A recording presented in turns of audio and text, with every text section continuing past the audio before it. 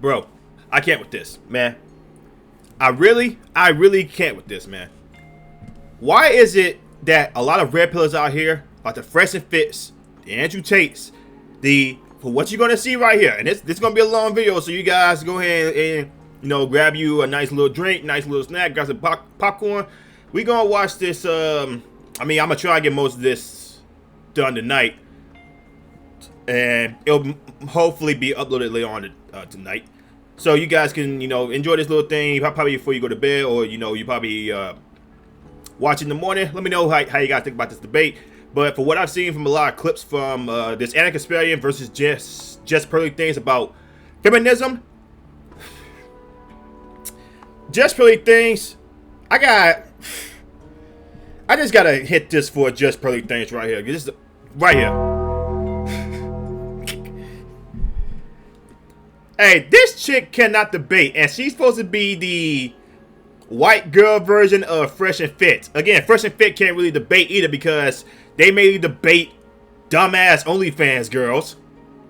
But for her to get mollywhopped like this, and listen, there are some things that Just Play Things says that I will agree with. Just make sure that you come with some facts with it. If you just say it and don't come with like any statistical data, like prime example, when I do debates, I make sure I cite some people. I make sure that I bring forth the person that may have said the statements, or may have said the talking point that I'm trying to use to debunk somebody else's talking point. Like a lot of people would talk about economics, right? We talk about leftism and why they love socialism so much. And you got former socialists, former Marxists, now either pro-libertarian or pro-capitalist, like the Thomas Sowell. Shout out to Thomas Sowell. You guys should actually go actually listen to a lot of what Thomas Sowell says and actually read some of his stuff. Because I actually, some of his stuff I actually do enjoy. Same thing with Murray Rothbard. If you want to, listen to the stuff, combat leftism and progressivism, go ahead and take a look at those people and let me know what y'all think. So when you actually want to debate people, you gotta actually know how to actually debate. Now, I'm not the best debater out there, but Just Really Things makes my debates look like I'm a goddamn pro. Because again, red pillars cannot really debate that much. Like what happened with Aber and Preach. Aber and Stevie Knight. Stevie Knight didn't have no statistical data to actually back up his claims. He says he just knows. That's not a rebuttal. But Just Funny Things got really embarrassed here tonight. And it's actually hysterical that some people who are subscribed to Just Play Things said she did a good job. For what I've seen from clips not on her YouTube channel, she did not know what the hell to do. Anna Kasparian basically ragdoll her. She basically dog walked Just Play Things. And I'm not a fan of Anna Kasparian. I don't like her. She's a misandrist who tries to downplay a lot of men issues for women's issues. And she says she's neutral in the whole thing, well, she's actually not. And yeah, I'm subscribed to the Young Turks just in case they say something. I want to go ahead and refute it.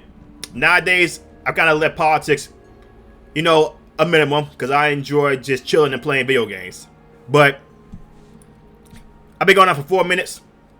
Like I said, I gotta hit this for Just Pearly Things right here because this is embarrassing. I gotta hit it with a gong. She basically got, like I said, dog walk. But let's go ahead and just go on with this. That will go back and forth. And then after that, we'll go into open debate. As you saw with some of the other debates earlier, we try to let the other person answer. I'll try to jump in as I can, but for the most part, I want you all to mix it up, all right? Have fun with it. Sounds good. And who is first? I'm first. I thought so. Anna, take it away. We got 5 minutes. In a May 2024 appearance on Tim Pool's Culture War podcast, my opponent, Pearl Davis, declared that women aren't really doing much. We're not having kids. We're not really contributing to the economy when you look at output. In fact, she uses this ridiculous assertion to argue that women should not have the right to vote. While it's true the birth rate has declined, and we'll revisit that in a bit, women account for 47% of the American workforce. The Council of Economic Advisors found that women have contributed a substantial portion of the US economic growth since 1970, which wouldn't have been made possible without the feminist movement. By 2017, women were responsible for nearly 40% of total gross domestic product, amounting to a whopping $7.6 trillion. Of course, that figure doesn't include the trillions of dollars in unpaid labor women do every year tending to the household, raising children, and caring for ailing parents. Okay, just by this alone, she's only looking at. Okay, so my question is for Anna Kasparian. You said the workforce, but what kind of work was the women doing to actually keep the economy going? Because here's the thing, when it pertains to like IT departments, that's still predominantly male. When it pertains to construction, that's predominantly male. When it pertains to plumbing, that's really predominantly male because a lot of women don't want to get their hands dirty in no pipelines. When it pertains to infrastructure and housing, that's still predominantly male. And yes, some women are in that same type of work area, but as far as the heavy lifting goes, that goes mainly for the guys. Not saying there's not no woman who can't, lift up some heavy ass wood or know how to work a drill.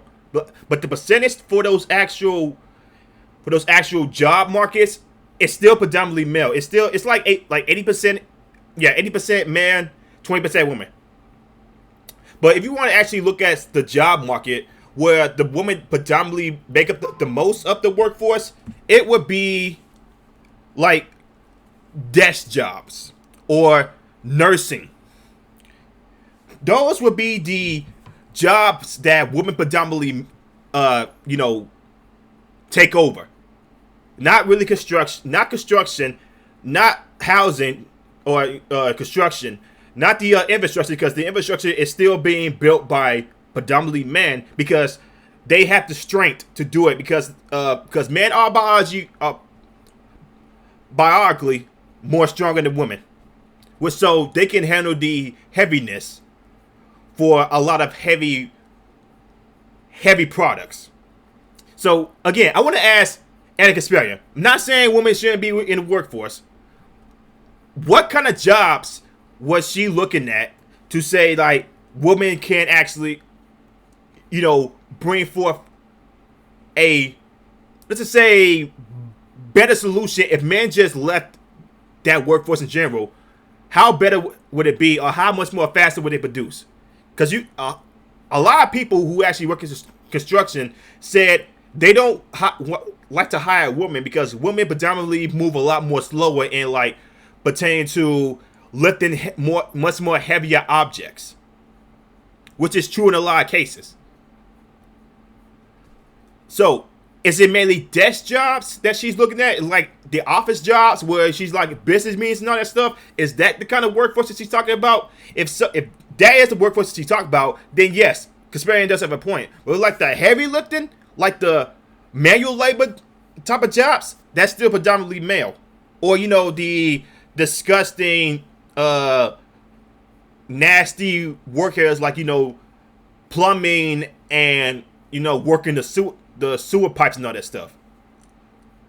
Is she talking about like those jobs? Like, this is why you gotta actually split those up when you talk about the base. Like, they will say, oh, the workforce. Okay, what's part of the workforce? Because there's many different types of workforce: blue collar, white collar, plumbing, electrician, all that stuff. So you gotta split those up. Now, Just Pearly Things doesn't use any of the examples that I just said. That's how bad she did. And when it comes to certain sectors of our economy, women are a dominant and indispensable force. Like in the healthcare industry, where they make up nearly 80% of workers. Like I just said, nursing. According to the Bureau of Labor Statistics. That's 16.4 million women. When it comes to education, In 1960, women earned less than 35% of all bachelor's degrees. But that's not the case now. We talk about now. And not to mention that there's still more female teachers in the world than actual male teachers, which, nobody's saying that's a bad thing. Nobody's saying that. So, you just go on with this point here. Today, they earn roughly 58% of all bachelor's degrees, which Pearl herself benefited from after graduating from Elmhurst University. Women also earn over 60% of master's degrees. I hope to hear Pearl explain how a more educated and skilled population somehow translates to cultural decline, especially as we compete with China in this increasingly multipolar world. So, okay, here's the thing. Have you guys not seen what's happening in Japan right now? Okay, so if somebody says, I'll pull it up for you. Let me go and see if I can go and just put this up right now. Japan, okay, so because of more people are more educated in certain areas of the world, right? You have a lot of people splitting up because due to the fact that, you got some people here that claim they don't want this kind of guy or they don't want this kind of girl because they don't have this certain thing that they're looking for. So here's what it says from the Daily Mail. Japan is on a course for extinction because of its dwindling birth rate and aging population, expert warns. The year is 2720. Who wrote this? Okay. Oh, this is an advertisement, my bad. Okay, Mr. Yoshida has run demographic simulations since 2012, and his latest finding is that on his current projection, his home will likely cease to exist with 695 years from now, according to the Times. Shocking data released by Japan's Ministry of Internal Affairs and Communications prompted Mr. Yoshida to bring his estimate forward by 100 years after it revealed a steep drop of 2.3% in the number of children. The number of births in Japan has steadily declined since the 1970s until in 2005 the number of deaths overtook births. In 2022, there were almost 1 million more deaths than births in Japan, and the percentage of people over 65 currently stand at 29.9% of the population. That is an increase of 24.1% since the 1960s. Okay, so right there, Japan is going to be going extinct in the next. Okay, so he deducted that by 100 years. So let's just say 595 years. Japan will basically cease to exist. I mean, if we even get that far, Japan will basically cease to exist if they don't work on the population crisis from both men and women. Mainly women. They don't want to have children. They don't want to have. They don't want to be thinking. They don't want to be locked down to a quote unquote slavery, i.e., marriage. Again, marriage is not slavery. Feminists and misogynists who make that stupid ass claim, they really believe like they're going to be put out on the fields and be whipped. That's not what's going to happen if you marry. It's not even happening right now if you are married. So what the fuck are y'all talking about? But let's continue with Anna Kasparian. The modern feminist movement also had a major impact on decreasing domestic violence. That is not true at all. And that's according to the U.S. Department of Justice. Rates of intimate partner violence decreased by more than 60% from 1994 to 2010. And that's thanks to protective order statutes and funding for shelters beginning in the 1970s and 80s. But that's also mainly due to the laws changing that makes it a lot more easier to eat. Okay, here's the thing. Domestic violence between any parties, man, woman, it's bad on all ends. But it's also due to the fact that there are a lot more cases where even if the man is not physically, violent towards a woman, if the woman fears or feels, her life is in jeopardy, she can just call the cops, even the man's not doing anything. That happens all the time. That's why you have police officers always taking calls from hysterical women, and the man probably didn't even hit the woman or even touch her at all. That happens in a lot of cases, which again, misogynists and feminists don't want to admit that actually happens. But it does. False accusations happen a lot. And it's been increasing since 2016. And we all know who won in 2016. Not only did the two-income household become more financially resilient, especially during economic downturns, women gained the ability to leave abusive relationships, an outcome correlated with improved child health and educational attainment. All funded by the state. Again, if it wasn't for the state, feminism wouldn't even exist. A culture that protects people from violence is not one that's indicative of cultural decline. Pearl herself has benefited greatly from the feminist movement, thanks to Title IX in 1972, signed by Nixon, of course. Sex-based discrimination in any school program or activity that receives federal funding is prohibited. Pearl herself had a rather impressive record playing for Elmhurst University's volleyball team, having earned all conference honors as a senior. She later pursued professional volleyball in London. She could have stayed in the United States and served in her role as a traditional woman, but she didn't. And she could have been the traditional chaste woman living out her dream of everything women were supposed to do before feminism, but she is neither traditional nor chaste by her own admission. Oh, God. Okay. So I gotta hit this again for Pearl right here, cause God damn, that was brutal. That was brutal as hell, man. Woo. Listen, man. Again, I don't like Anna Kasparian, but she does not like Pearl at all. I don't like Pearl either, but goddamn. While feminists would have no problem with her personal choices, she has made a career bashing women for theirs. So, okay, and I also, because of this, Anna, do you actually call out women? Because I have not watched the Young Turks in a while, so it might be different. People who actually watch the Young Turks to try to see what the hell they say, let me know in the comments below. But you don't really call out women for their bad behavior, really, like pertaining to like Me Too movement. You say it like maybe like for a few seconds, then you just move on to the next topic. Like the same thing that happens with The View, or what's that show called? Girl Talk, whatever the hell. Oh, just because the Me Too movement exists doesn't mean it's to stop men from like approaching people or approaching women. That's literally what it's doing right now. Like they talk about it for like 2-3 seconds, and then they just move on and tell men to just suck it up. So yes, there is some issues that's still going on with that. Critics often argue that modern feminism has weakened families and resulted in a lower birth rate. They tend to dismiss empirical evidence demonstrating the insidious impact of the internet, social media on modern relationships. That is true, okay. They also brush economic instability under the rug, despite young people citing their personal finances as the main reason why they're holding off on marriage in the first place. That's also true, yeah. In lieu of discussing those factors, Pearl spends much of her time discouraging men from getting married in the first place.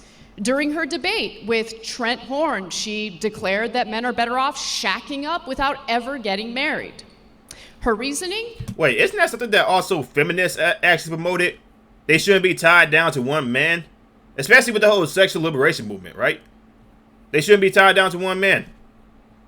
This point goes for both man and woman. Both sides pretty much are doing that right now. So what is his point? Women are too fat and STD infected. 25%, that's a lot. You did say that. She didn't stop to think about how they contracted the STDs in the first place. Do not say it was mainly due to force. Do not say that. Because that would be... I'm actually going to need you to actually cite that. Because most sexually transmitted diseases are done from consensual sex. Don't you say it was mainly done by force. Data from the National Library of Medicine show that modern men are just as promiscuous as modern women. Okay. Men and women are in bad shape, and in the United States, We can discuss why, but feminism is not the reason. Okay, so right there, she pretty much said it was done by consensual sex from both parties. Thank you. Nice job. Okay, Pearl, we got 5 minutes. You're going to be on the clock, and let's go. Most debaters and commentators are elitists. Why is she reading from a paper, though? Why is she doing that? Like, does she not have... Does she need to write down all this stuff? Like, can she not have her own train of thoughts here? Again, I'm not the best debater out there. A lot of my long-time viewers that seen my capitalist versus socialist debate seen that. I took some W's, I took some L's. But I actually write down... Actually, matter of fact, I should be writing some of this shit down. I need to find me a pen or something like that. But... Like I said, like, she's basically reading from a script. She's reading from a damn script. Bro, hold up. She's reading from a damn script. Get the fuck out of here. Who tell average Americans from their ivory towers what to think and how to feel. My answer to this question not only comes from covering current events and researching the facts, data, and statistics, but also in my professional experience interviewing over 1,000 people in America and Western nations. Feminism has given women power, and power corrupts. And that's what's happening. Feminism is robbing men of their disposable income and their prime earning years. Feminism has empowered women. It has empowered women to be sexually promiscuous. Feminists say that they fought for women to not subject themselves to the approval of men. Why then are 5 to 10% of women between the ages of 18 to 25 on OnlyFans or other prostitution websites? There are more online prostitutes in America than female Walmart employees. 1 of 3 women will catch an STD. What? Well, hold up. There are more OnlyFans girls. Hold up. What's he just said? Okay. There are more OnlyFans girls than women than women that work at Walmart. Okay. Work at Walmart. Okay. Is there a actual statistics for this, or did she just make up that bullshit? I want to know, where did she cite that? Actually, let me go ahead and try to look it up right now for you guys. So I tried looking it up, and I couldn't find a goddamn thing, so no. At some point What she just said right there, she just made up that shit. in their lifetime, 90% will catch HPV, which is incurable. Feminism has empowered women to abort 1/8 of the world population and 1/3 of Gen Z. Feminists have been so empowered to commit paternity fraud. Paternity fraud is unpunished in any state in the USA or any country in the West. This is actually true. Paternity fraud is such a big case, and I even looked this up myself to see if, like, is there like a percentage for paternity fraud that happens in the United States? And the one thing that I guess Copilot said, they don't have a percentage of it. And I'm going to just show you guys myself to actually prove this, what they're saying. So the rate for paternity fraud is 0.8% to 33%. They don't even know for real what is the exact percentage rate. They're basically just giving a, like, I'm guessing a educated guess about what it is.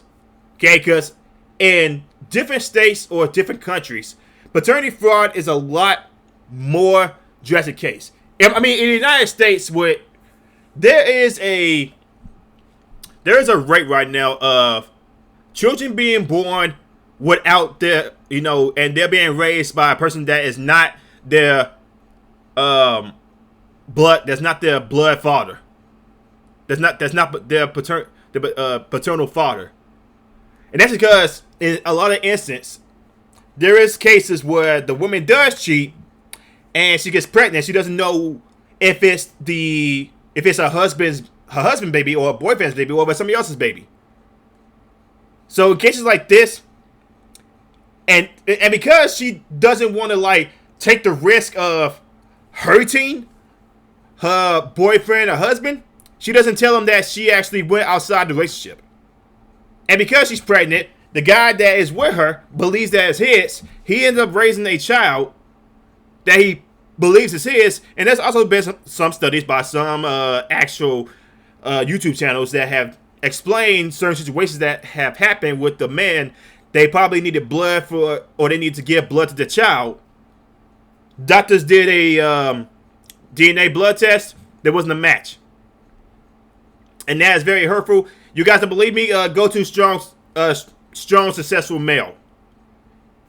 He actually talked about some of those cases. Go to his YouTube channel. I actually like his channel, Strong Successful Male. Yeah. Go to his channel, look up his videos. You'll see what I'm talking about. But they don't even know what, like, the range is from, basically, let's round up, 1% to 32%. So there is some truth behind this, but she doesn't exactly know. I'm guaranteeing you, Pearl doesn't know what she's talking about. She doesn't know the exact number because the freaking Department of, or whoever does the study, they don't even know the percentage. They're basically just estimating around 1% to 33% worldwide of paternity fraud. Done correctly, a man will have to pay for a child he was fooled into believing was his until that child reaches maturity. In some states, that man will also have to pay for that kid's college. That is slavery and is forbidden under the 13th Amendment. 1/3 of paternity tests are negative by the American Association of Blood Banks.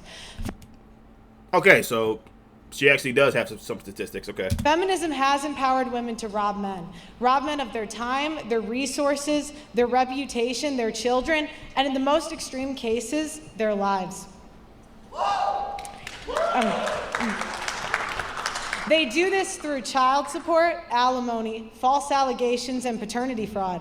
How many people in this arena have a brother, a father, an uncle, or a friend who has gone through this meat grinder?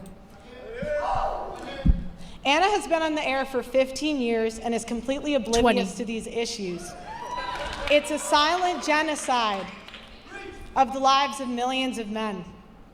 Standing on the sidelines of the arena, I have 33-year combat veteran Terrence Popp. He served through 3 wars and was almost killed in 2. He got married, had 2 children, and served in the United States Army. Terrence Popp was deployed to Iraq in 2004, and as a member of the airborne infantry, he was wounded by a roadside bomb and suffered a TBI and a stroke from the blast. He was evacuated out of the country, and it took over 2 years until he had recovered. Okay. I appreciate what this man did, but what does this exactly have to do with, like, the feminist versus anti-feminist debate? While he was recovering, his wife was plotting to divorce him. His wife murdered his 6-year-old chocolate lab out of spite because he filed for divorce first. When he confronted her, the response he got was, "I told you I did not want you living here." At this point, he was forced to leave the marital home and live out of his car. The divorce took away his home, his children, and left him penniless and saddled with a child support payment he could not afford. Terrence had to pay $144,000 over a 12-year period for a divorce that his wife was empowered by feminists to plan and execute. Terrence went into court to fight for 50-50 custody. Terrence was called a murderer and an assassin in open court and was given 96 hours a month with his children. 96 hours a month is not a father. While homeless, he spoke to many other men who would never get off the streets due to child support arrearages and penalties, and the men constantly getting arrested for unpaid child support.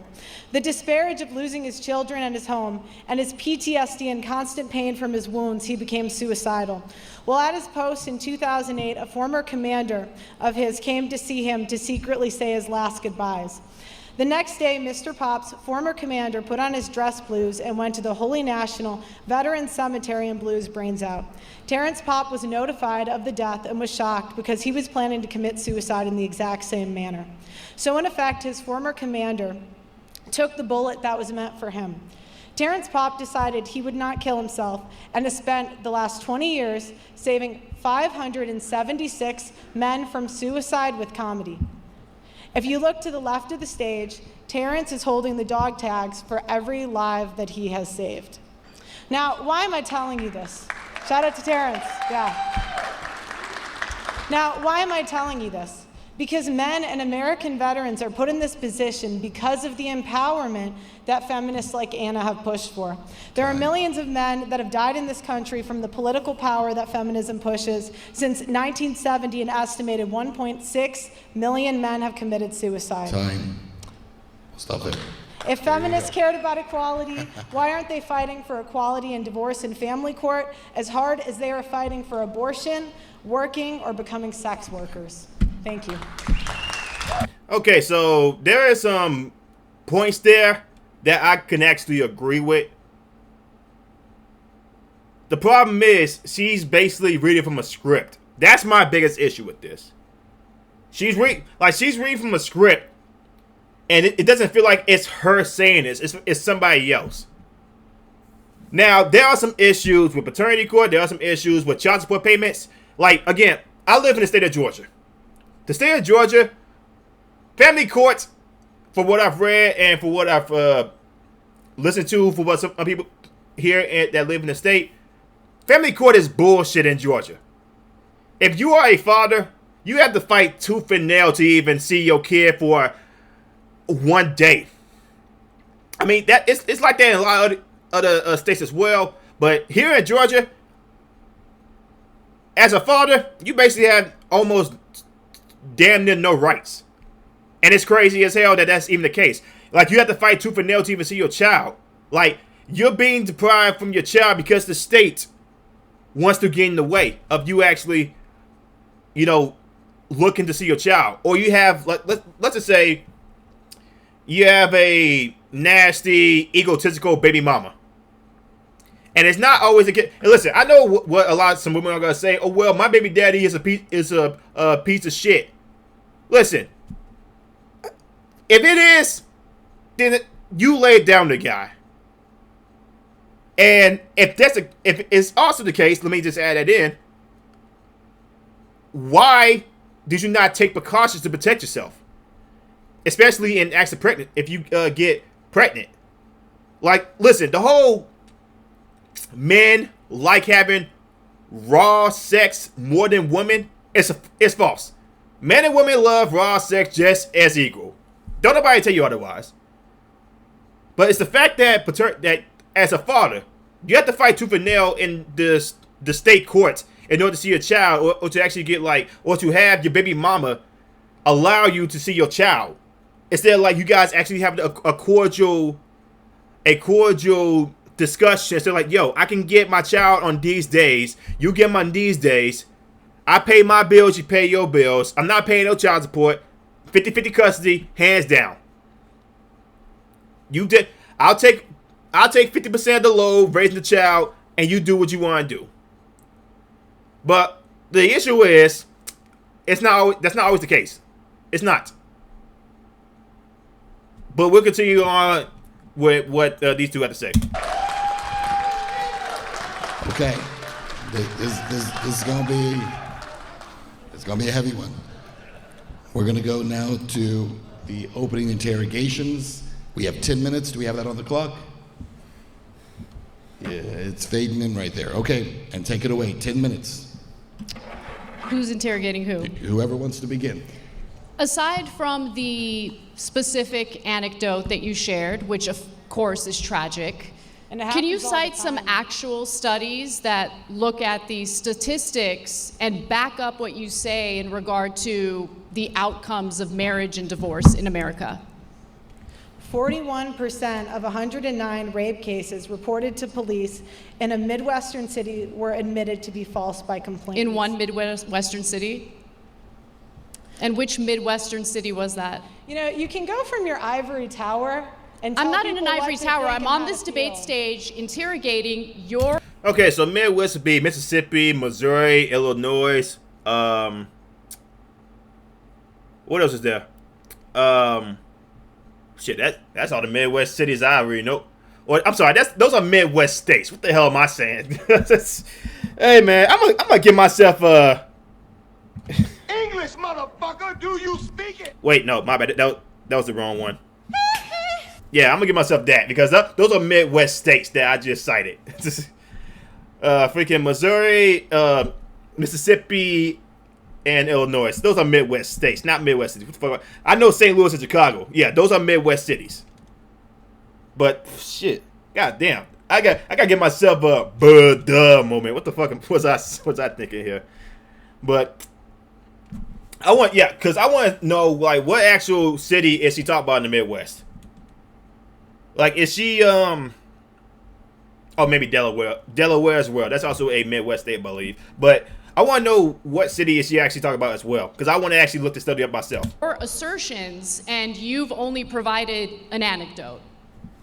Right. Because if you look at the data, which I did, of course, you'll find that women are twice as likely to fall into poverty after divorce. Right, because they can't alimony stop is spending. paid out in 10% of divorces. Wait, what's Because you they say? Alimony is Stop paid spending. out in 10% of divorces.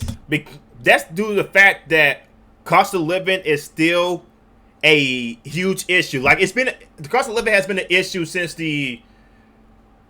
since Bush was in office. Let's be for real. Since Bush was in office, like, people can't pay their child support and people can't pay their living expenses and they can't pay their alimony because the cost of living, ever since Bush, well, most likely before that, has been drastically bad. Okay, the United States government and the U.S. Treasury, to be more exact, has taken a lot more money from people to actually afford, so they can afford their bills, to put more food in their stomach, more food in their fridge. They can't feed their families because the U.S. Government has made it impossible for people to pay because they steady putting money into things that don't need to have any money into them. How much money do they have in the Department of Education? Over $20 billion in the U.S. Department of Education, and we are in the 30s and 40s for academics, but pertaining to the entire world. While the Eastern countries are top 10, I think China and Japan are top 5 actually. While the U.S. is in the 30s or 40s, the U.S. Department of Education has been getting all this money that they've been stealing all this money from the taxpayers, and they have nothing to show for it. Like, literally, a lot more people are dumber now than a lot more of these other countries, especially in the eastern areas. Like, a lot of money is being misused or being put in the politicians' pockets. There's no reason why a politician who makes, let's just say, $100K a year, their net worth should be worth $60 million. Now, you want to talk about the reason why the alimony and child support is not really getting paid like it is. It's because people can't really afford it. Just like the middle class and low class, and regardless of what some people say, they can't afford to pay taxes because they don't have the funds to pay the taxes because their money keeps on getting taken away from them week by week. They can't do it, especially coming from an insufficient government. Doesn't matter which one it is. All governments are insufficient. You got people who can't afford to make the payments. So, what do you expect them to do? Hell, a man can't pay child support, he goes to jail. Why, a lot of people will say rightfully so. He can't afford to take care of his child. A woman can't pay to take care of a child. She gets government assistance. Is that really fair? No, it's not. According to the Census Bureau, the average child support payment is $441 a month. Okay, now this one I gotta look up because I want to actually see if this is per capita. Okay, so this is from what the hell? Okay, so this is from Custody Exchange. How much is child support in your state? A typical parent's payments can vary by over $700 a month from state to state. So the child support payments can go up to $700, which is fucking ridiculous. That's a whole car payment. The size of your child support payment depends heavily on where you live, which I was actually going towards with Anna, because that could actually vary from state to state, or where you live at, which state. If you're a co-parenting, you might want to check. Okay, so how much is child support in your state? A typical parent's payment can vary by over $700 a month from state to state. So Washington, $901. Jesus fucking Christ. Oregon, $421. California, $566. Here in Georgia, child support payments can be up to $868. But she's talking about child support payments. But Missouri, for where I'm from, St. Louis, Missouri, $556 a month in child support. Illinois, $885. Iowa, $733. Minnesota, $716. Wisconsin, $620, my bad. English, motherfucker, do you speak it? Michigan, $666. South Dakota, $890. North Dakota, $953. So she's saying, okay, so they're saying by average, but they're not talking, but she's not talking about, but also what it says right here, it can vary significantly as parental income, basically how much money you make. Okay, so if you don't make a lot of money, you probably, again, depending on state by state, you're probably not going to be paying that much money in child support. But if you make a lot of child support, I mean, if you make a lot of money throughout the year, you're going to be paying a crap ton of child support. And that's one thing that Anna Kasparian is not actually adding in to her point about the amount of child support payments that actually get paid, $400 per month. That's not in every case, because, like I said, it depends on this. For what this shows right here, it depends on the state. So I want to know, what state was they looking at here? And only 60% Right, but how of much are those they payments making? get paid out. How much? Again, because child support has fundamentally damaged men's pockets. Even men that do pay child support, and they do want to take care of the child. Like, here's the thing: there are a lot of cases out there in family court where the baby father pays all the child support, and they still can't see their child. They are basically paying for their house and the baby mama's house. They're not paying for the child. They're paying for the finances of the baby mama, which is not fair to the child. Or people can say, "Oh, well, how's the mother supposed to take care of a child if she can't pay her bills?" Then give custody to the father, especially if the father wants to be in the child's life. Give the custody to the father until the mother can find better ways to support herself without the father's help. Wouldn't that be the better option? Like, actually take some of the workload or toll off of yourself. Give it to the father. He says he wants to be in the child's life. Let them do what they want to do. Let them be a father. How much? Women do not get child custody 90% of the time, as you have asserted before. In fact, 95% of custody cases are mutually agreed upon outside of the courtroom. Women get full custody 40% of the time. Men do get full custody 20% of the time. And 40% of the time, it's shared custody, which I think is the ideal situation, assuming that neither spouse is abusive. And Pearl, excuse me, before you respond, if you could take your microphone out and hold it, it would be easier to hear you. Okay.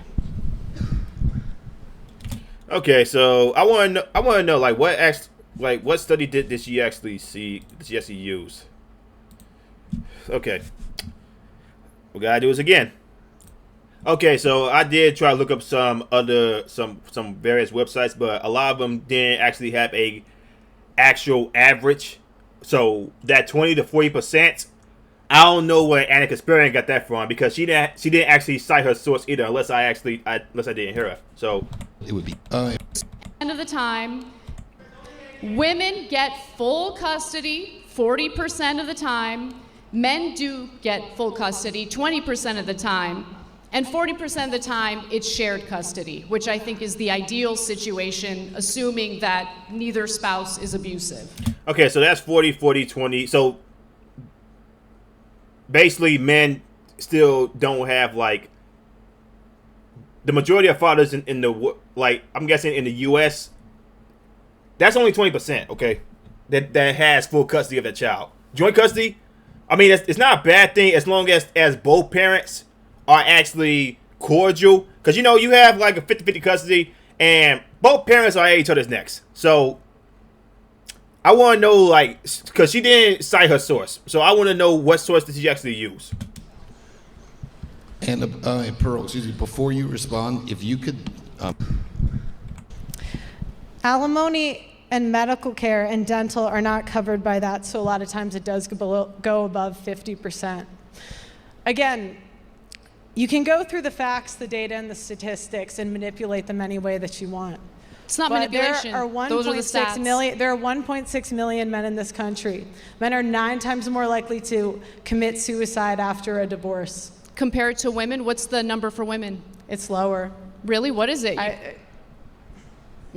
Comparative analysis is real difficult for you, isn't it? Okay. Oh, God. This is crazy. This like for real. This is shows like red pillars cannot really debate. Like, this is why they try to debate like not so smart people all the time. I'm not saying Kasparian is really that smart. Like, she does do a whole bunch of reading, but a lot of her takes I don't agree with. I really don't. Like I said, I'm not a fan of Young Turks, especially that jackass Cenk Uygur and his nephew Hassan Nabi. Go ahead, Pearl. What's your next question? So she... God damn it, Pearl. God damn it, Pearl. I'm trying to root for you here. Okay? I really am. You have asserted that men shouldn't get married, that instead they should shack up. I didn't say that. You did say that with did Trent not say Horn. that. Word for word, you said it makes more sense for them to shack up, live with a girlfriend, instead of getting married. Do you think the advice... That's the thing. You can say that, men... Okay, both in this day and age, why would anybody want to get married? Because, especially with this whole gender war still going on. Like, a lot of people want to say, oh, men are bad with this. Men cause up the most violence. Men beat women a lot more than men. Not true. Not true, because if you actually look at a whole bunch of police reports, violence between the two parties is actually 50-50.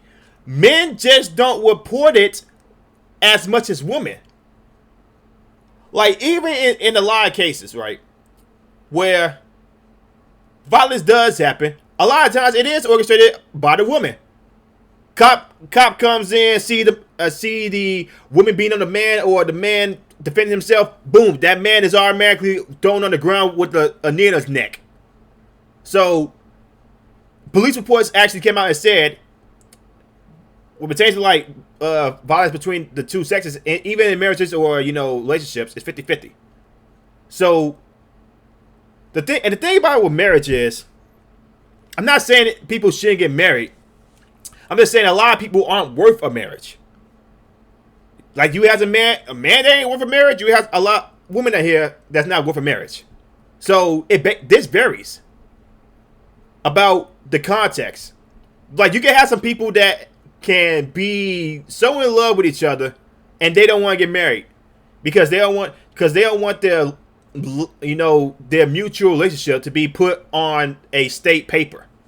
They just want to live their life, which is not a bad thing. If that's what you want to do, that's what you want to do. That's your life. That you give to men is the type of advice that will fulfill their lives. Because I'll tell you one thing, the best part of my life is my husband. I love my husband. He's my rock. He's my foundation. And no, my husband is number one. I love my career, but you know what my career did? When I met my husband, my career was already established. He, on the other hand, was couch surfing, he was in debt, and didn't know what he wanted to do with his life. I married him anyway. You want to know why? Because I had the economic freedom to marry for love, not for some Chad to take care of me. Okay, I gotta ask, who is Kasparian's husband? Because I have no idea who this guy is. Hold up. So Christian Lopez is a private person who has kept most aspects of his life hidden from the general public. Okay, that's fine. He was, however, conceived in... Okay, Anna Kasparian wed actor, model, and minor league baseball player Christian Lopez in November 22nd. Nope, hold up.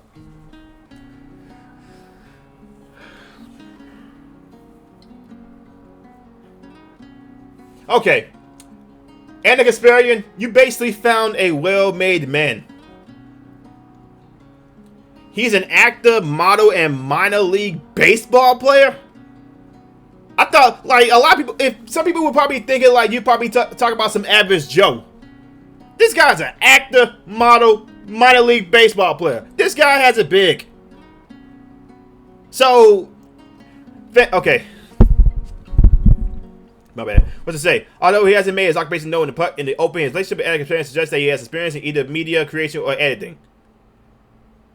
Because they both have passion for media and want to create high quality material. Lopez's professional life is unknown, but his love and support. Although considering Lopez might prefer to keep his personal life secret, which is fine, his influence on Anna Kasparian's life and career cannot be disregarded. Okay.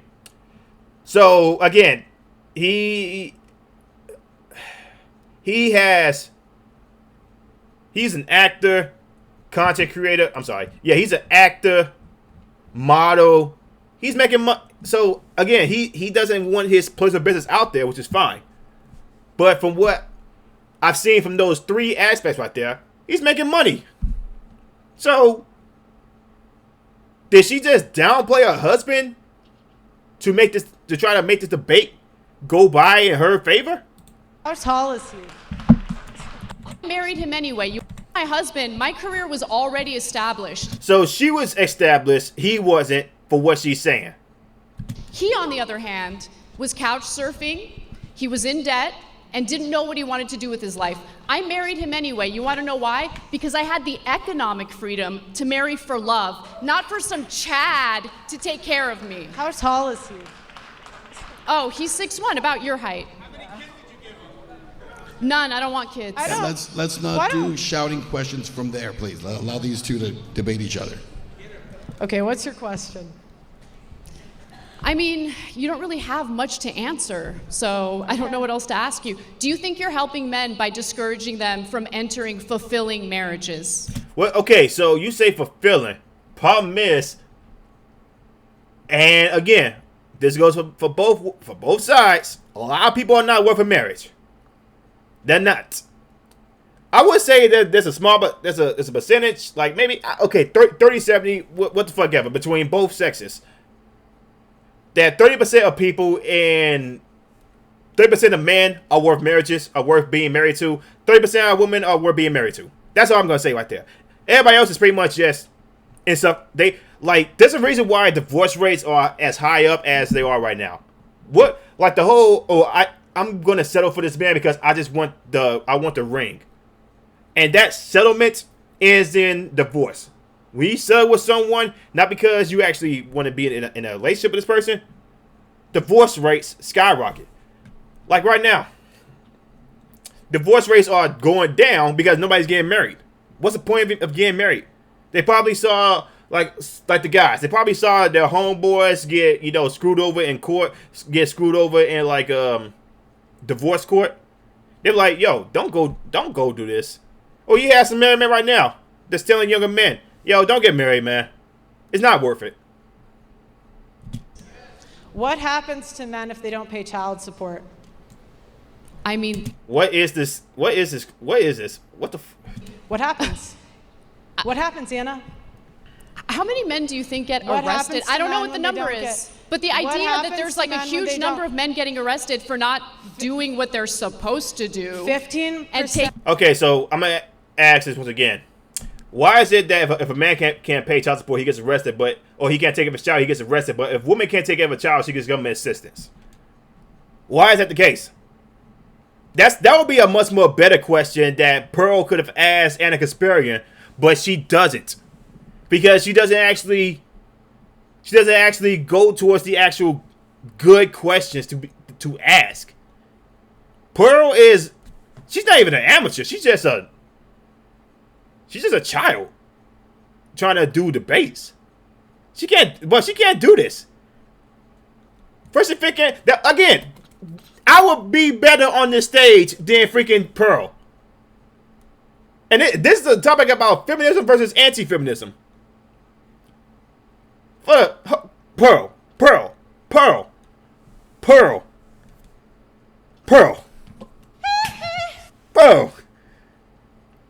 Come on.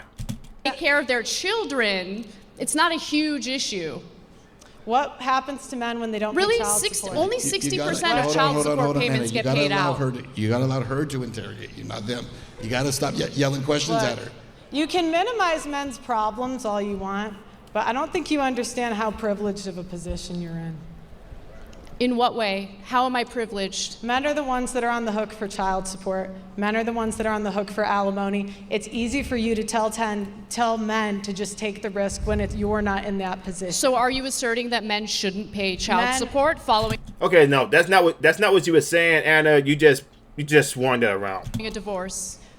Do you believe that women should be financially responsible 100% after divorce? Feminists wanted to be equal. So I say be equal. If you guys want equality, 50-50 custody, no child support, no alimony, no special privileges. Now, I agree with that, yes. Alimony is paid out in 10% It doesn't of matter divorces. if you're part of the It does 10%. matter. It does matter because you make it seem like it's a widespread issue when it's only 10%. The 10 years doctrine is a sexist law against men. Wait, what's your second? Tender only years 10%. doctrine is a part of the 10%. It's a widespread issue when it's the only 10% 10%. Doctrine is The tender years doctrine? Is that what you just said? a sexist law against men.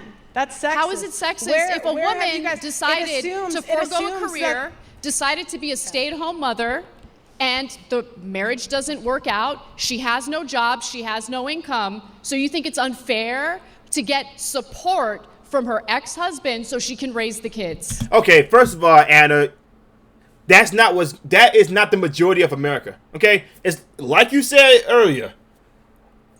The workforce and a whole bunch of other aspects has been, especially in nursing and also like office desk jobs, is mainly done by women. Okay, or you have some women out here that is working from home, or they are probably doing like Uber Eats or Uber or Lyft, anything like that. Like they are making money on the side. If a woman just decides to stop working because she's married, do you not know how much of a percentage that is, to be exact?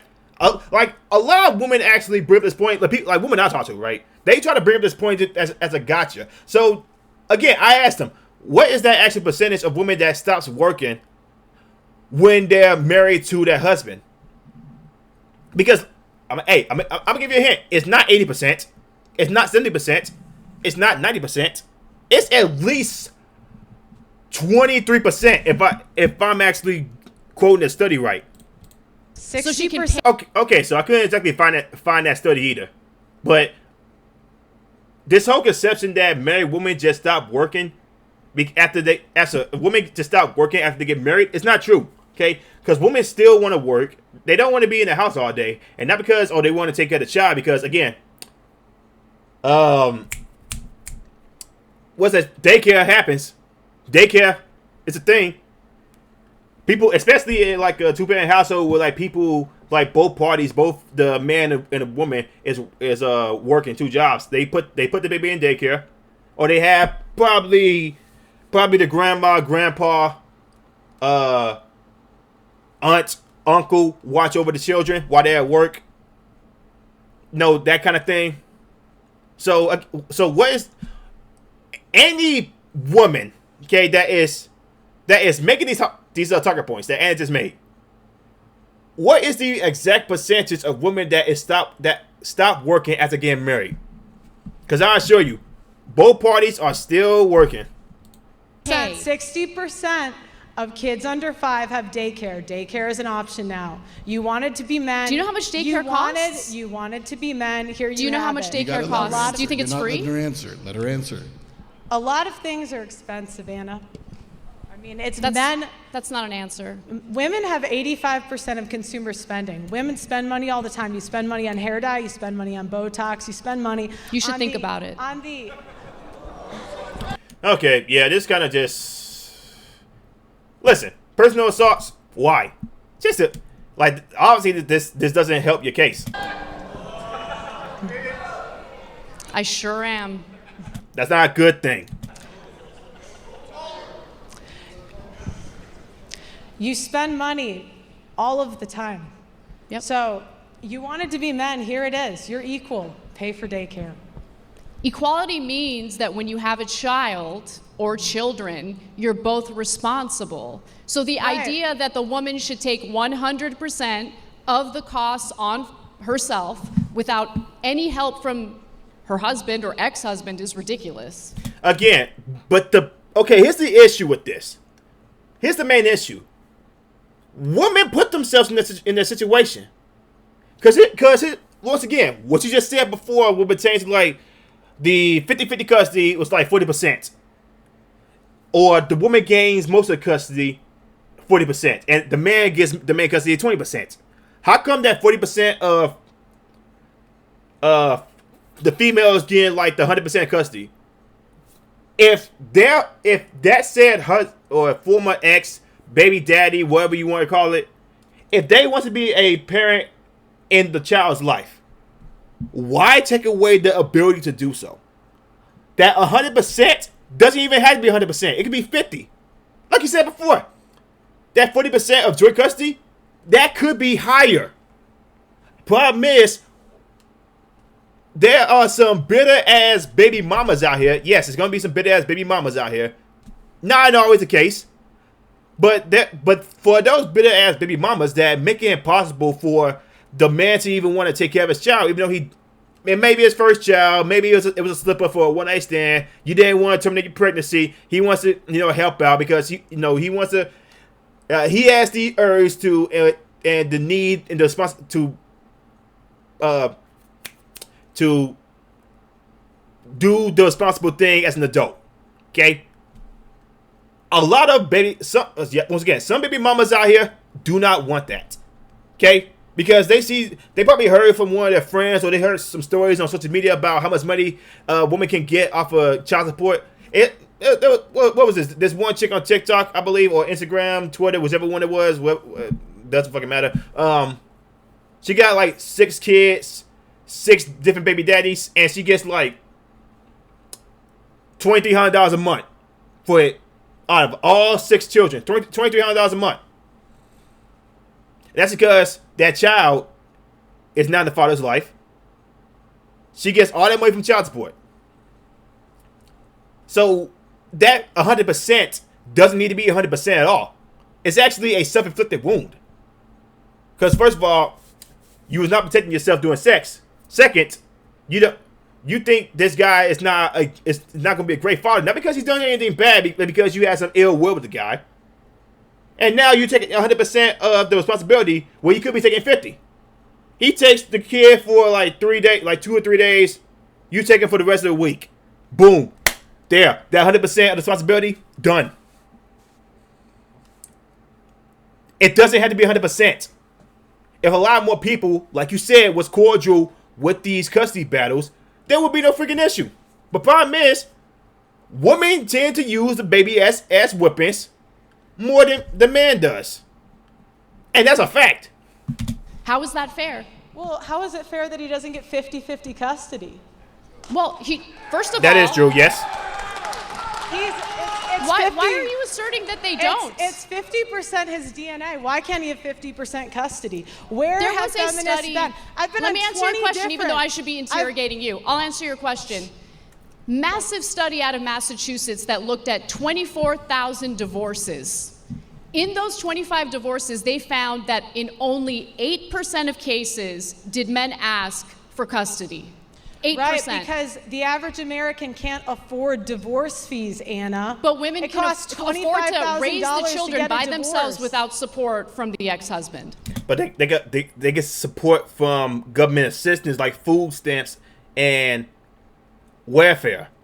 They can get a job, but they can also get food stamps or any other government assistance to help them take care of a child. That's a thing. Actually, it happens a lot. How does that make sense? What did you say? I didn't hear you. We were both talking.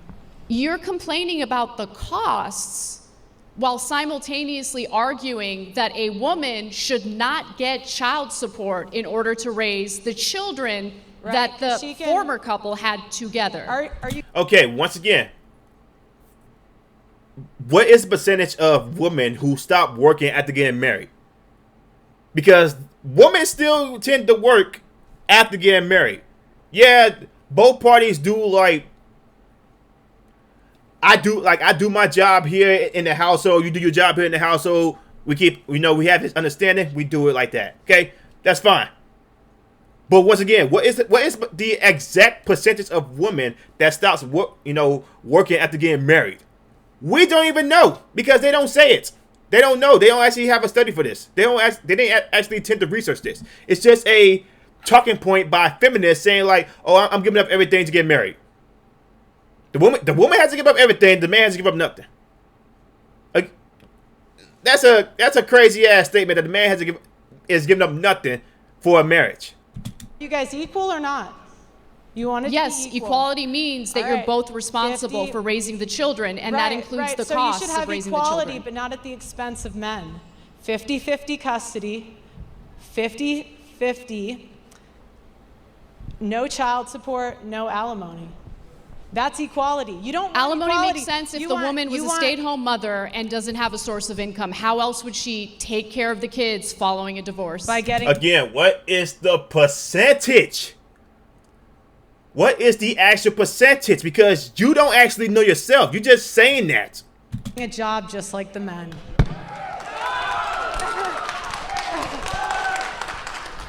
So you're saying that a woman who doesn't have recent job history is just going to willy-nilly enter the job force or workforce, I should say, and easily get hired. Do you guys care Men about do this? it. So do you care about the children or not? Because What?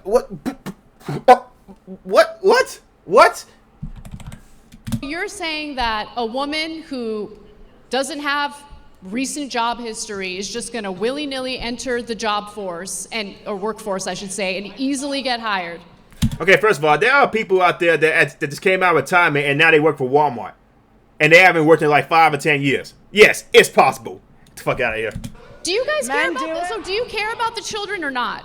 Because you're making this about like the poor What are you, a woman? That's an husband, the emotional poor argument. ex-husband who doesn't want to pay the child support, doesn't want, to take on any of the responsibilities of having children in the first place. Oh my God.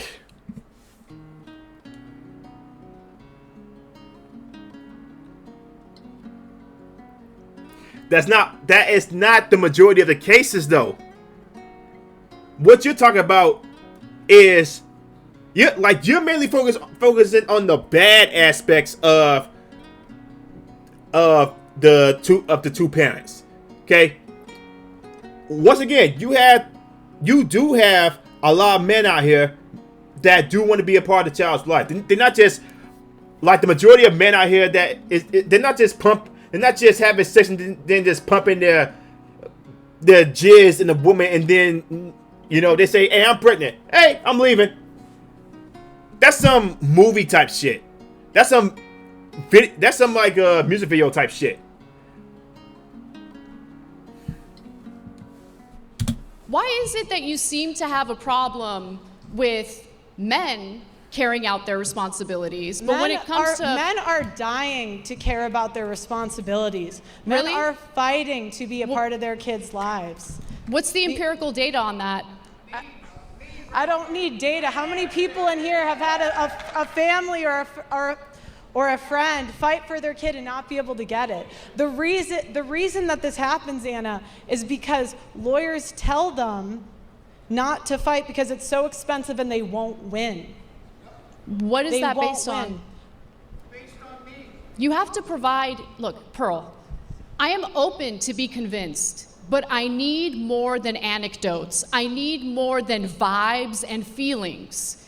Because we're talking about something serious here. We're talking about raising children. We're talking about the shared responsibility of raising children. That, of course, includes the cost. 90% of disputed custody goes to women.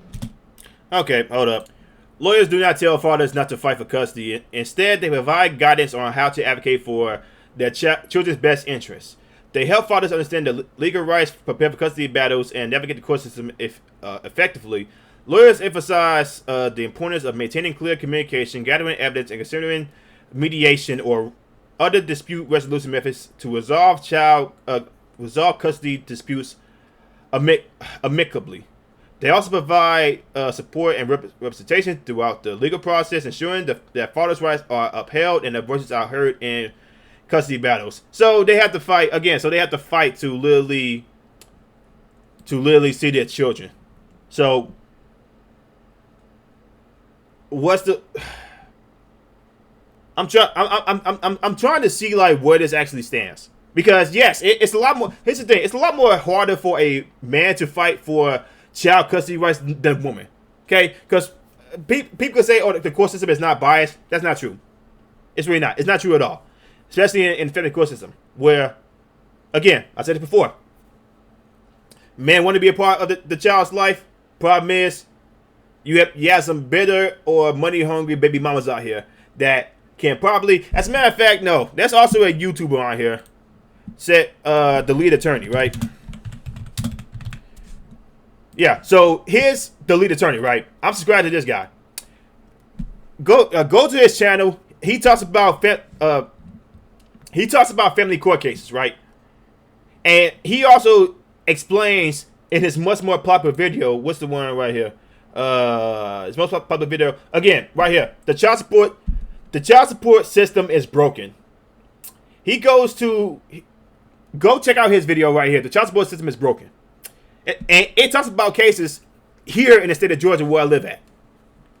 And he tells you what exactly happened to certain men that has fought for their children, but because the woman rigged it in their favor, the father cannot see their children. Same thing. Right here, how to pay less child support. Go to the lead attorney. He says he's been doing the family law firm for over 10 years. Go check him out. That's not equal. 90%. That's a totally made up statistic. Where are you citing that from? All right, let's take a break there because our time actually ran up. Those opening. She literally stopped. She ain't had no response at all. Holy crap. I gotta hit you with this. I also gotta hit you with this. Nah, for the love of God, this chick is bad. Pearl, she is bad. Interrogations are over. Let's take a moment here. You guys want to grab a sip of water? All right. The next step is going to be 30 minutes. We're going to open it up. Again, open debate. I'd remind you guys, I know everyone's passionate about one debater here. And let's Happens to men with debate. Pearl, I'll let you pick up here. Go ahead. What happens to men when they don't pay child support? There are consequences for it, especially when Which there's are? a court order for them to Which carry are? out their responsibility and pay child support so that child can be raised. And what happens Do you if they think don't there pay shouldn't it? be legal responsibilities or legal consequences if they fail to carry out a court order to, take care of their kids? I've interviewed men that have paid millions of dollars in Don't child care about your support and interviews. married- Anecdotal evidence doesn't matter. What I need is actual. What? Okay, so why doesn't that? Here's the thing: if people have gone out there and asked people about what goes on in their actual, real, everyday life, about how crazy it is for a individual to pay like this amount of child support and still not be able to at least see my child for at least 2 or 3 days out the week. Do people not see like how unfair that is? Like as a father, you're basically you gotta pay the mother in order to see the child, but you're still barely able to see the child. Like, why is that not an actual good talking point for her to use? So you're basically saying, "Oh, it doesn't matter. I don't care. I don't care what those men are going through. I don't care if those men can't see their children." That pretty seems heartless as hell. Full statistic, empirical evidence. Oh my God. They should pay their child support. Pearl, say something. Say something. Don't just stand there flabbergasted. Say something. $441 What happens? is the average child support payment. It varies state by state. $441 a month. Yeah, that's for someone that makes $24,000 a year. You just told me a woman can just go to work and take care of the kids totally by herself. How does a guy live when he's paying $500 a month on $24,000 a year? You think $500 a month is too much in child support? Do you know how much it costs to raise a child? Do you know how much childcare costs, for instance? I mean, that mother has to go to work, right? Where's the kid going to stay while that mother is working? They can stay with the father if the father is in a child's life. How is she going to pay for the Oh, like I said, there are a lot of grandparents out here that love it when their grandchildren come around. Or let's just say you have a big family, right? You have a big family that's probably all living in one household. You got somebody watching your child right there. Yeah, I know that's kind of like a here and there kind of thing, but it does happen. What happens to men when they don't daycare. pay child support? You just asked you.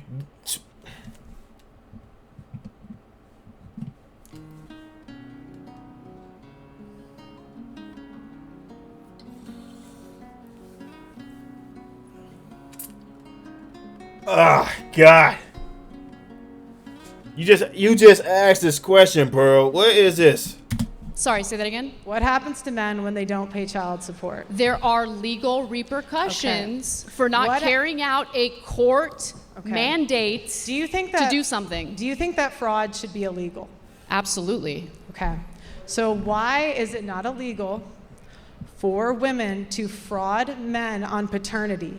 If a man does not find out he's the father over the age of 2, he is on the hook for child support for 18 years. I don't know Where what the have you law been on is this when it issue? comes to A that. third- But it's wrong. If you're lying about paternity, that is wrong, and there should be legal Well, consequences why for haven't that. feminists fought? It's that simple. Then why aren't feminists fighting for it, Anna? Because feminists fight for women, obviously. Right. Don't. No shit. No shit, Sherlock. That's my point. Yeah. At the expense of men. That's my. Again, she's basically saying, I don't give a damn. It ain't my issue. Just saying, I don't care. I don't care. I don't care. It ain't my. I'm not a man. I'm a woman. It ain't my fucking issue. That's not good. You're basically saying fuck us. Basically saying fuck us. And even if the woman is did a heinous thing like cheat and have the man that she's supposed to be with raise a child, not knowing if it's his or not, the guy thought that he found a good one. Turns out she wasn't a good one. And the Kasparian picture saying she doesn't give a fuck. Basically. You guys want to believe women at the expense of men. Why isn't Amber Heard in jail? Because of the Me Too movement. You guys push believing all rape victims, and now we have rape. Amber Heard had to pay out a massive settlement. Yeah, but why isn't she in jail? You want her in jail? Yes. Yes. Yes. Amber Heard should be in jail. Because if it was the other way around and Johnny Depp did abuse Amber Heard, he would have been in jail. So how come Amber Heard can't be in jail? She should be in jail for trying to falsify him as a monster. Like I said, women who make false accusations should be in jail. The same amount of time that the man would have been facing. There are one too many innocent men in jail right now over a false accusation. But feminists don't fight for those men because they don't give a fuck. Hey, it's another man in jail. And he most likely could have been a good man. Well, He ruined his the penalties life. for defamation are what the court's decision is. The court's decision. The courts. right? You want people to go to prison for defamation? He had to go to 2 different countries to clear his name. Why isn't she in jail? He lost millions of dollars. To be clear, you think the penalty for defamation is prison time? I think the penalty for a false accusation is that the woman should get the same time that he would have gotten if he was found guilty. I do agree with that, yes. Problem is, a lot of feminists don't agree with this. A lot of misandrists don't agree with this. And the same ones talk about equality. It's this right here that a lot of people, still to this day, a lot of feminists are saying Amber Heard did nothing wrong, even though she clearly lied on Johnny Depp. She clearly lied. Or there was also this case on a college football player, right? I forgot his name. I think this happened like a year. Actually, this did happen last year, and then there was another incident that happened the year before that. 2 college football players going to probably the NFL, going to the big leagues. And I hate to say it, it was a black dude and a white chick. Actually, no, I don't. Yeah, it was a black dude and a white chick. The white lady accused the black man of doing something heinous. Turns out he was innocent. She gets no penalty. He lost all his sponsorships. He lost his way to make it to the big leagues, and he has to fight tooth and nail in order to get all those sponsorships back. Even if it turns out that the girl was lying her ass off. Because they had a one-night stand, or he probably rejected her and she hated it. And she went to the freaking extreme, calling him a monster. This happens a lot. So yes, they should be facing the same amount of jail time that the man would have been facing. That's equal. That's equality. Men don't go to prison for defamation. Men go to jail for false accusations, though. They sure as hell do. And because the police didn't actually do a full-fledged, thorough investigation, they said, hey, we don't want to spend too much money on this. Just go ahead and book his ass. And see, this is the problem with feminists. You want all these freedoms, but you won't actually be equal. I do want equality. No, if you really don't. For what you just said, women should not be facing jail time if she lied on a man. That right there just goes to show you don't want equality. You don't want equality. You want special privileges without any of the consequences. Woman makes a false accusation. As a matter of fact, there was a video I did a couple years ago where this woman in freaking I think it was the UK. She made like 8 false accusations on men in the UK, and she ain't getting not one day in jail. I think the title is "This is why nobody believes the Me Too movement." Yeah, I think that's the title of the video that I made a couple years ago.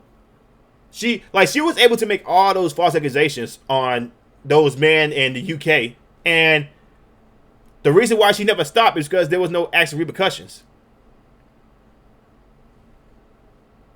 If you wanted to be equal, you would fight for 50-50 child support, no alimony. No alimony. Mm-hmm. Mm-hmm. Yeah, she froze. So again, if a woman decides Pearl, what the fuck are you doing? decided to forego working, decided to stay home to raise the children, and the What is the percentage of that? marriage doesn't work out, she's got no income whatsoever, she doesn't deserve any women alimony. aren't even doing that. Number one, that's not even women are not staying home with the kids. And number two, you have daycare. A lot of women do these days, you actually. You have daycare as a choice. The traditional Again. women who want to stay home, they want to be traditional wives. It's not the majority. And you trash them all the time, which I don't understand. If feminists it seems like cared women about can't do anything equality, right when it comes to you, right? If They're feminists- stay-at-home moms, they're traditional, they're... I understand that you can personally attack me. That's fine. I'm not personally attacking you. Okay. You actually did. These are things that you have said on the record multiple times. But if you cared about equality, you would care about false accusations.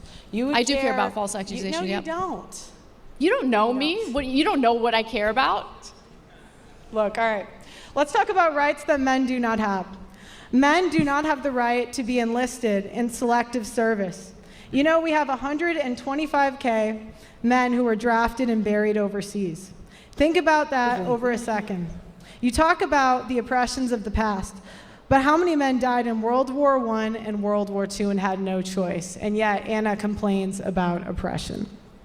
Men do not have the right to face their accuser in court when they have a false allegation and for personal protection orders that strips constitutional rights away from the man. Women go before a judge and say they don't feel safe, and more than likely a PP order will be issued. The man was not in court, had no say, has no defense, and does not get to face his accuser.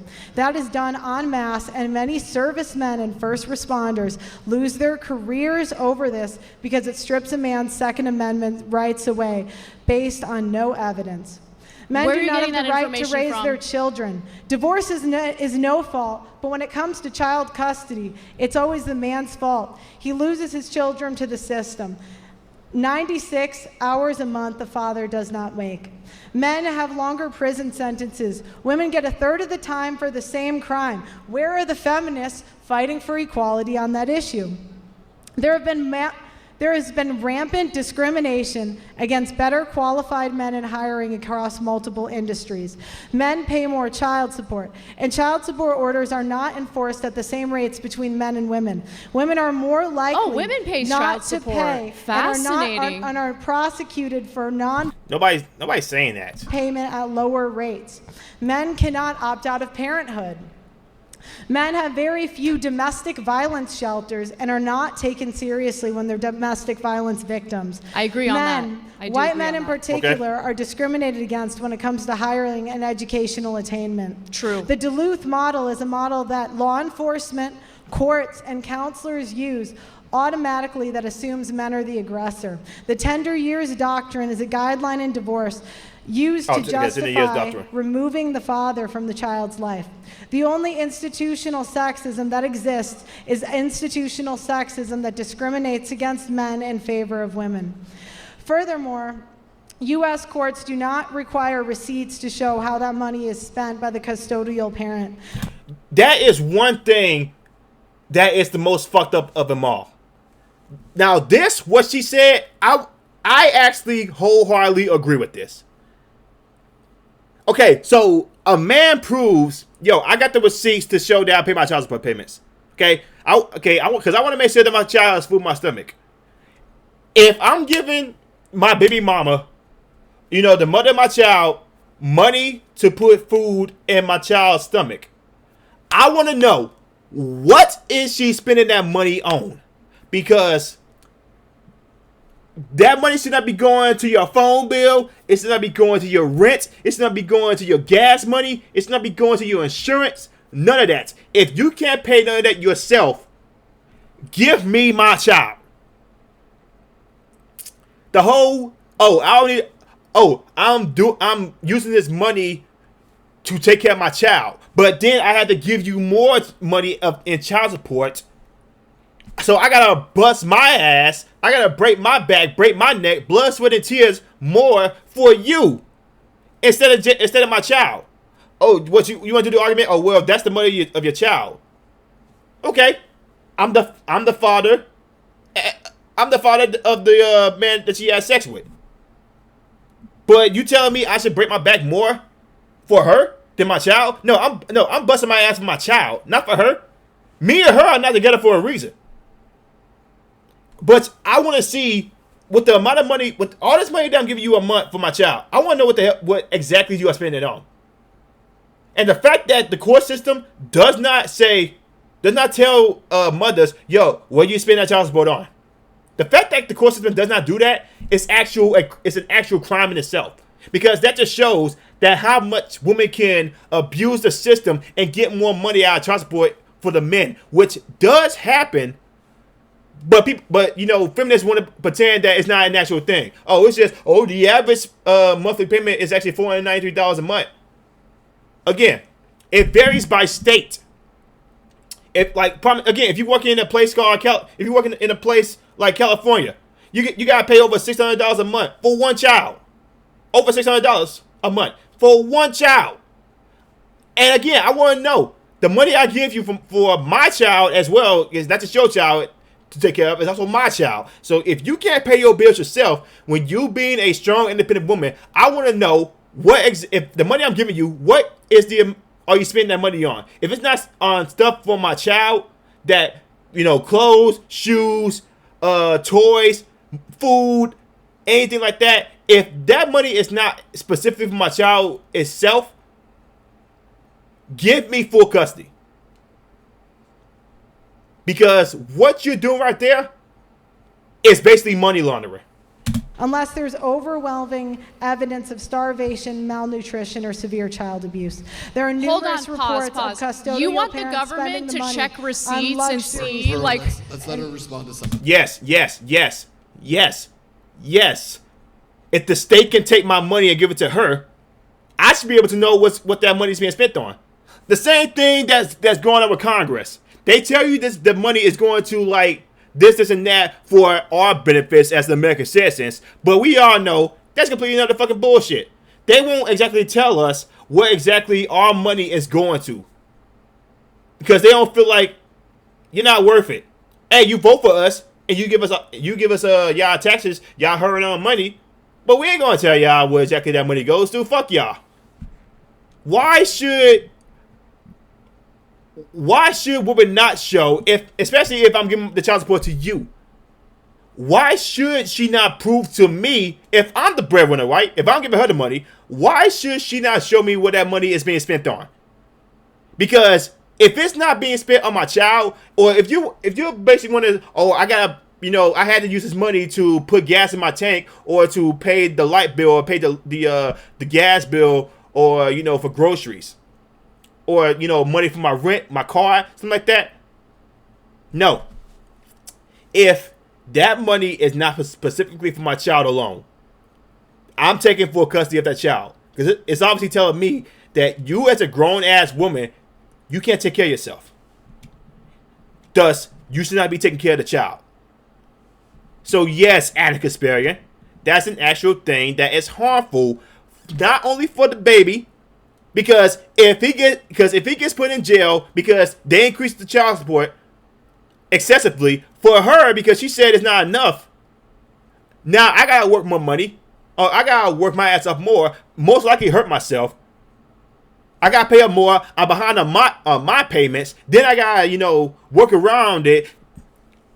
The next child support for the next month is probably not gonna be enough. And the state comes at my door saying, like, yo, what the hell's going on with the child support? And they just gonna take more money out of me anyway. So I'll end up more broke. That's not fair at all. That's actually a scheme.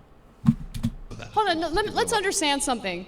You want government to be so big that you literally have the government looking at receipts to The government is already big enough. That's missing. You did say you want a big government yourself. see what a mother is spending the money on? That's insane. I want no child support, no alimony, 50-50. Yeah, because custody. you're crazy and you don't live in reality. I want equality. I'm more of a feminist than you, Anna. Because I say, if you want to vote, be in selective service. Be on the front lines just like the men are. Who do you think gives birth to and raises those soldiers? Oh, boo fucking who. What does that have to do with anything? Because you assert that women shouldn't be allowed to vote because they're not all in mandatory military service. I say That is true. Y'all not. Because first the draft comes, they're gonna be coming at my door saying, like, yo, you need to come fight for the military that obviously fucking hates you and wants you dead. They don't go to women, they go to men. That's actually true. I'm not fighting a war for some dumbass politicians that obviously don't give a fuck about me and they just want my fucking taxes. They still taxes for me anyway, week by week, but now they want fucking more? Go fuck yourself. be equal. You want to vote, do what the men do. Men are fined $125,000. Should women be included in combat? Yes. They should be included in combat. Yes. Should women be included in combat? Yes. Okay. Do what the men do. Fair. Do what the men do. Yeah, fair. Agreed. Next. You go obviously. She didn't mean none of that shit. Next? Nothing? Okay. And she just quiet. I want to know what your ideal woman is. Because if you are a traditional conservative woman who's married, staying at home, raising kids, you trash them. There's no such thing as a traditional woman. Not anymore. Not really. I mean, that percentage is pretty much small. It's very small nowadays because nowadays, I'm pretty sure this is from either CNBC or MSNBC where I read the study where over 83% of women in the United States or in the world categorized as feminist. So they're not traditional women anymore. Like the percentage for traditional women is pretty much it's like in the 20s or 10%. Because everyone wants to work, everyone wants to be their own person, which is fine. You know, you can be your own person, you do what you want to do. It's your life. It's your do what you want to fuck. You know what you want to do. But the concept of tradition is basically done. Because not to mention the amount of women out here that said marriage is slavery. If I'm doing this for this man, I'm obviously his mother. What person wants to actually deal with that? Hell, actually, matter of fact, let me go ahead and take it a step further. Lesbian relationships. Pertaining to gay man relationships, lesbian relationships have more infidelity, they have more assault, they have more violence in the relationship. There's more divorce in divorce between the two women in divorce court.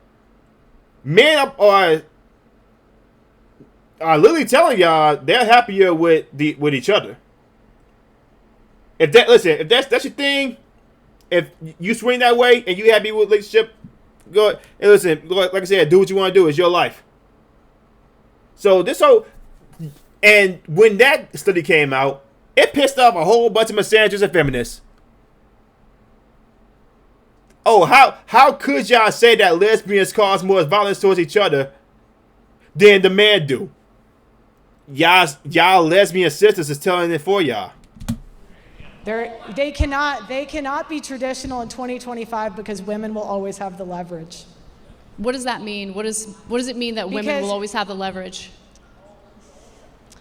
Women have child support to fall back on. Women have alimony. So automatically 10% of divorces end with alimony settlements. And 10%. And they go. You just ignore the stats. They you go just move from on. men to women. They go from men to women. Billions of dollars every year. I thought you said earlier that women are paying alimony. Billions of dollars of wealth every year is transferred from men to women. Mm-hmm. Based on what? Where are you getting that information from? Are you just making it up? Look, we have it. We're excited. We can get it to you at the end. You didn't want to submit. Where are your sources? You didn't want to submit them ahead of time. You did. The Census Bureau, Bureau of Labor Statistics. I cited everything I mentioned. Pull it up. Pearl.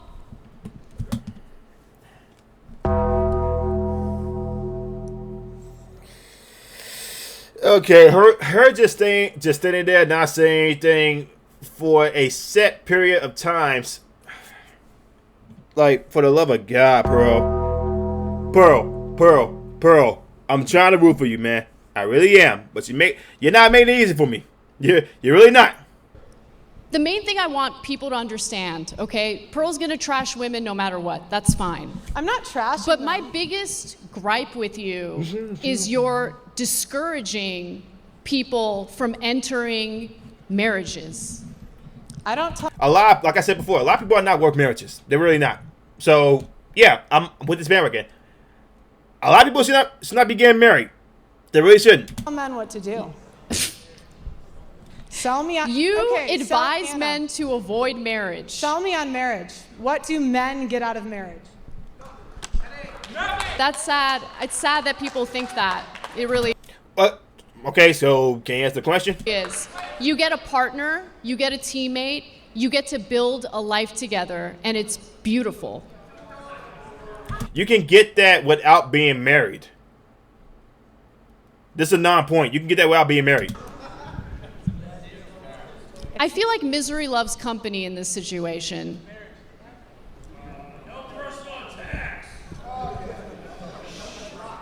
And how would you know what you get out of marriage if you haven't experienced marriage in the first place? I'm not saying that as a personal attack. I really hope that Pearl meets the love of her life and gets married. It's not about that.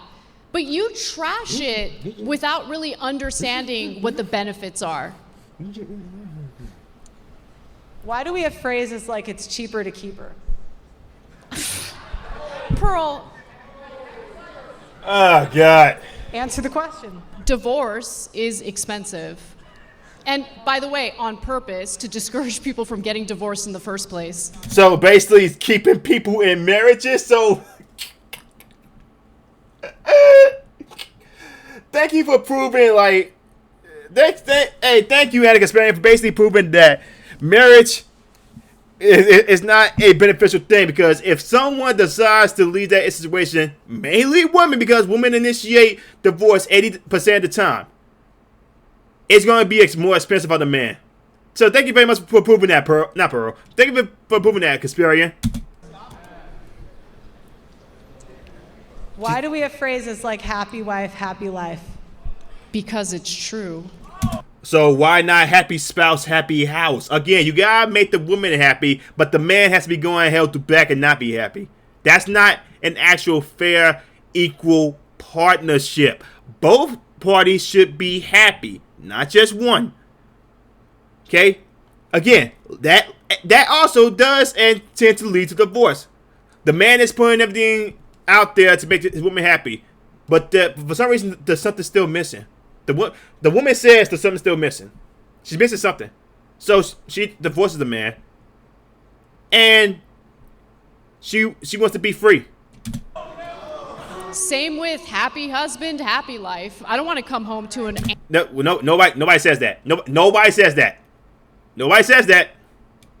Like anybody out there right now. Because I've never heard that phrase ever in my life, in my 28 years of living. I have never heard that phrase before. It was always happy wife, happy life. I have not heard nobody say the phrase happy husband, happy life. That doesn't even rhyme. Nobody said that. Nobody says that. Angry husband. But that's not a phrase. Do you have is any it? other, like, catchphrase or slogan you want to throw at me? What do men get out of marriage? They get a partner. That gains 25 pounds in the first 5 years. Men get pretty fat too. I don't know if you've done a comparative analysis on that. They actually end up gaining more weight than their wives do. And who cares? Men. I mean, have a conversation with your partner. Encourage her. Be an adult. How can men and women be equal? Especially if she's giving you children. How can men children. and women be equal when one is expected to die for the other? I don't expect... Okay, that's a good question. That's a very good question. Because in relationships, yes, it is upon the man to be the protective one. Because regardless of what women say, they're strong and independent. They do want, if they do find that man that they get relationships with, they do want that man to be their protector. So there's an actual true thing right there.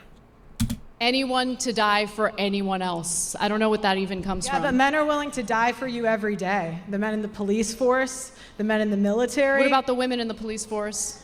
They're 10% and they cause so many what? problems. Who cares what percentage women make up of the police force? Yeah, They're in but the police force. My sister-in-law. So now percentages don't fucking matter. Oh, Jesus Christ. It's no win. It's no winner here. It's no winner here. It really is. It really isn't. As a cop, actually. They can't do the same jobs. There's videos on the internet see my everywhere of sister-in-law. women getting their guns taken because they're not strong enough. Are you just making things up?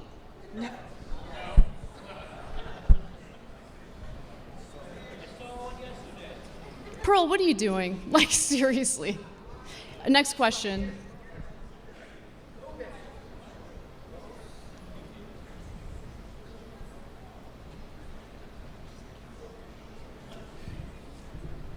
Holy crap, Do you man. realize how good you have it in this country? Okay, no. That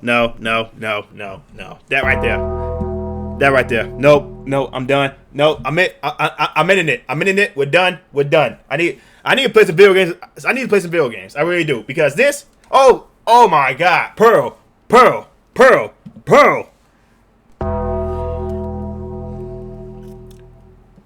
what the hell are you doing? Oh my God. Holy crap. Holy crap. Ah, Jesus Christ, Pearl. You made me lose my mind here. Like that long ass pause you just did right there. This is going to show. This just shows everyone that red pillars cannot debate. The red pill community cannot really debate. Shit. Everyone wants to talk about Andrew Wilson. Andrew Wilson took a bunch of L's a bunch of times. He's not even a traditional man himself. Again, the Fresh and Fit, Sneakos, Andrew Tates, they cannot debate. It's the same goddamn talking points each and every fucking day.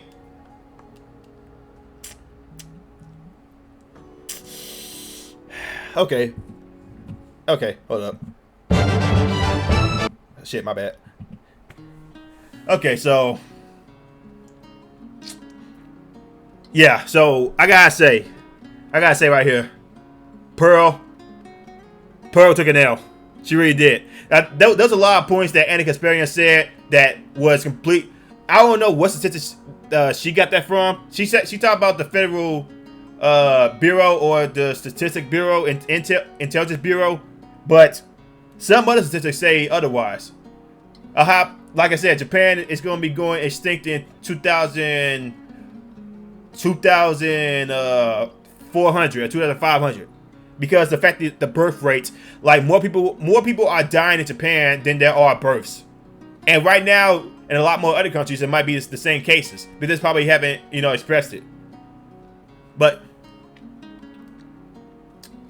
Pearl, you cannot debate. I've seen your other debates, Pearl. You cannot debate. You're pretty bad at this. You just, again, and also, you read it from a script. A script. Get the fuck out of here, man. Get the fuck out of here. Oh, God. But, I don't know, man. This is a long video, man. My first video of 2026, man. Let me know what y'all think about this in the comments below, man. If you guys, watch this almost 2 hour long video, man, let me know what y'all thought about it. Let me know if whether or not you guys agree with Anna Kasparian, you agree with Pearl. I do agree with Pearl on some things. Problem is, she cannot debate them properly. She cannot have a coherent argument with them properly. It's just talking points, and that she's reading from a script, probably from fucking Wikipedia. Jesus fucking Christ, holy shit. But like I said, man, if you guys like the video, like and subscribe, share the video. I'll see y'all next one. Peace.